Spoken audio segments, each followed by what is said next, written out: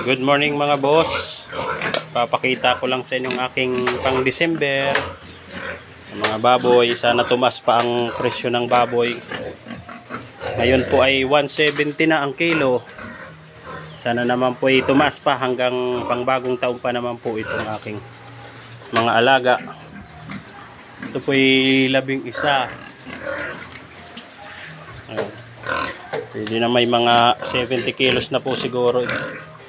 Ito rin pinakamalaki. Tsaka yun, natutulog pang isa. 11. Sila po yung anak nito. 13 po yan. Nandun ang dalawa gagawing inahin. Ito po, buntis po uli ari pang January. Sakto pag nilabas po ay may kapalit po uli ang aking alagang baboy. May alagaan pa uli tayo. Isang inahin, bala kong dagdagan dito sa susunod na lang na anak. Mga bossing, pwede na ba yan? Pwede na pang December. Ngayon po ay December 8 na po. Pang katapusan pa po ito, bago magkatapusan, bagong taon. Sana po tumas pang ating presyo ng live dito sa Quezon.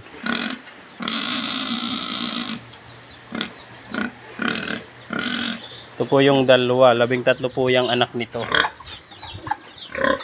Pakain natin ay luntian. Anak po niya. Ito po yung dalawa. Ito naman po yung gagawing inahin. Inahin na. Ayan, dalawa. 13 po yan. Yung 11 po yung pangbinta ngayong December. Dari po. Mga boss, laki itong pinakamalaki. May 80 na po itong isa. Ito. 11 po yan. Ating munting libangan.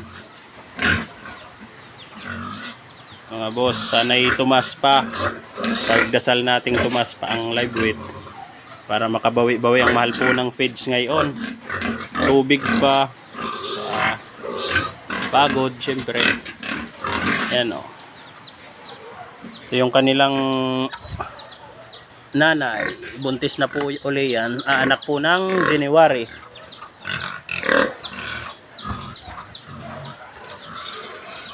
Aking panglinis. Bili ng aking darling. Para hindi mahirap paglilinis. Ayan po. Buntis po uli yan. January po ang anak. Anak po niya yan ng mga alaga ko. Padalawang anakan pa lang po ito. Patatlo ngayon.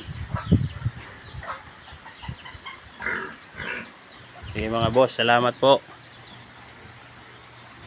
Bibidyo ulit tayo pag umanak naman ari si Budingding.